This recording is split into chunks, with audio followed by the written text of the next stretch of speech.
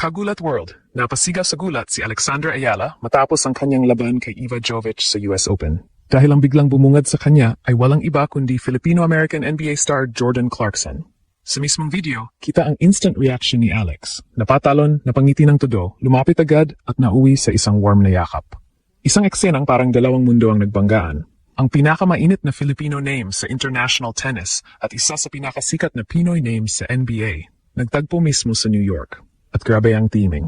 Katatapos lang ni Alex sa Stars of the Open sa Arthur Ashe Stadium kung saan nakaharap niya ang close friend na si Eva Jovic. Nanalo si Jovic, 6-3, pero ang gabi ay naging malaking showcase para kay Alex. Mismong US Open ang naglagay sa kanya sa marquee event, kasama ang ilan sa pinakamalaking young names sa tennis. At ayon sa reports, halos puno ang Arthur Ashe habang patuloy na lumalakas ang Ayala effect sa New York. Pero pagkatapos ng tennis spectacle, may isa pang pasabog.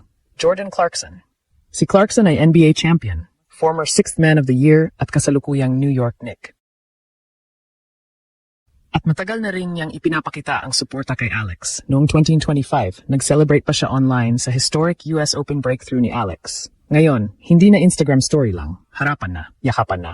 At sa gitna pa ng US Open. Habang si Alex ay papasok bilang number 17 seed, pinakamataas niyang Grand Slam seeding, parang buong Filipino sports world na ang unti-unting umiikot sa kanya. Tennis superstar meets NBA superstar. At ito pa lang ang simula ng New York takeover. Kagulat World, kapag pinanood mo ng mabuti ang eksena, doon mo mararamdaman kung bakit napakalakas ng moment na ito.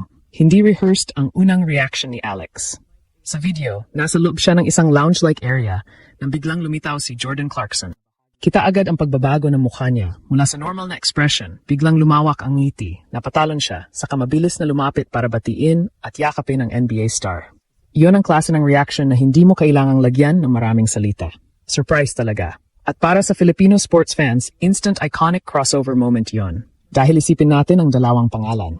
Sa isang side, Jordan Clarkson, Filipino-American guard na naging NBA 6th Man of the Year, naglaro para sa Gilas Pilipinas sa pinakamalalaking international stages at ngayon ay bahagi ng New York Knicks. Mas lalo pang mabigat ang dating niya ngayon dahil listed na rin siya bilang NBA champion. Sa kabilang side, Alex, 21 years old, world number 18, bagong WTA champion sa Washington, at ngayon ay number 17 seed sa US Open, ang highest Grand Slam seeding ng kanyang career. Kapag nagsama ang dalawang iyon sa isang frame, hindi ordinaryong meet and greet ang dating. Para itong visual ng dalawang pinakamalaking Filipino sports exports ng generation na ito. At mas nakakagulat, matagal na may connection ang suporta ni Clarkson kay Alex. Noong 2025 US Open, pagkatapos ng historic first-round victory ni Alex laban kay Clara Tauson, si Clarkson ay kabilang sa mga Filipino sports stars na nag-celebrate online. Nag-share siya sa kanyang Instagram story bilang suporta sa milestone ni Alex. Kaya ngayong 2026, nang aktual silang magkita sa New York, parang nag-full circle ang eksena. Mula sa NBA star na nanonood at sumusuporta online, ngayon personal nang bumisita at bumati sa mismong US Open environment. At tandaan natin kung anong klase ng gabi ang pinanggalingan ni Alex bago nangyari ito.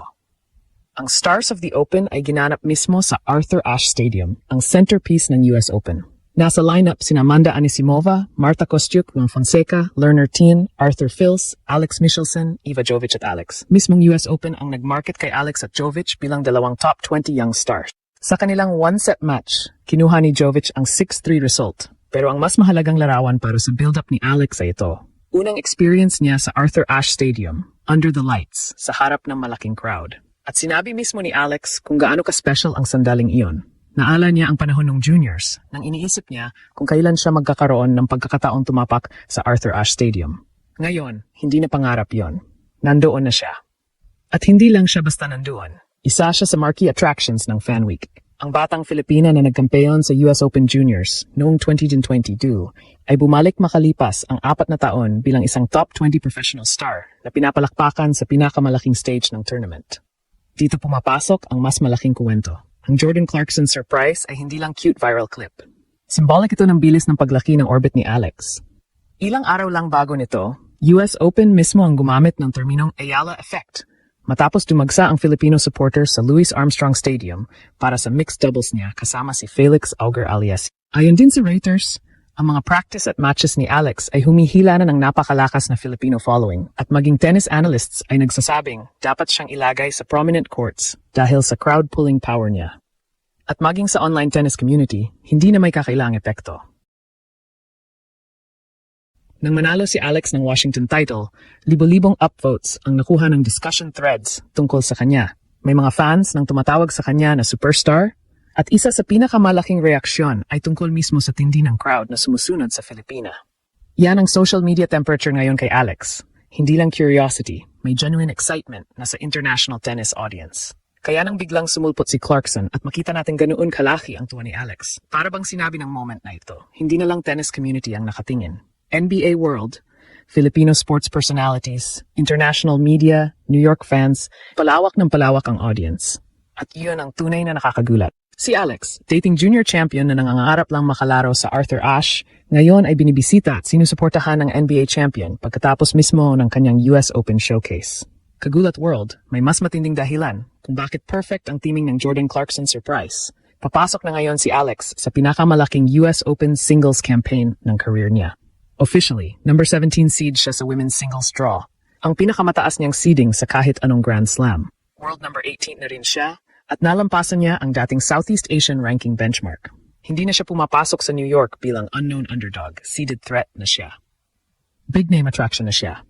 Sa opening round, qualifier ang haharapin ni Alex. Kapag nakalusot siya, winner ng Alexandra Olinikova versus Reese Brantmeyer ang nasa next section ng kanyang path. At heto ang juicy part. Nasa possible third-round collision course siya kay Iva Jovic. Ibig sabihin ang friendly at entertaining na stars of the open encounter na napanood natin. Kasama pa ang kanilang mga tatay sa isang nakakatuwang on-court moment. Posibleng magkaroon ng seryosong sequel sa main draw. Doon, wala ng exhibition atmosphere. Grand Slam survival na. At kung may isang bagay na ipinakita ng nakaraang mga linggo, sanay na si Alex sa malalaking pangalan at malalaking crowd. Sa Washington, hindi lang siya basta nanalo ng unang WTA title. Dumaan siya sa isang napakabigat na field at tumapos bilang champion, habang tinalo ang mga pangalan tulad ni Elina Svitolina, Naomi Osaka at Jessica Pegula. Ang resultang iyon ang lalong nagpaakyat sa kanyang ranking, credibility at international attention. Sa online tennis community, ang Washington Championship niya ay naglabas ng napakalaking reaction. Isang major Reddit discussion tungkol sa final ang humakot ng mahigit 3,000 upvotes. May fans na tahasang tumawag sa kanya na superstar at marami ang humanga sa composure niya sa pressure. Hindi iyon Philippine-only bubble. International tennis fans mismo ang nakikisali sa Alex conversation. Ito rin ang dahilan kung bakit napakalakas ng dating ng pagkikita nila ni Clarkson. Si Jordan ay matagal ng simbolo ng Filipino representation sa NBA. Si Alex naman ay ngayon gumagawa ng sarili niyang lane sa global tennis at ang bilis ng pag-angat niya ay halos surreal. Kapag nakita mong magkayakap sila sa New York, parang dalawang generation-defining Filipino sports stories ang nag-cross path sa isang eksena.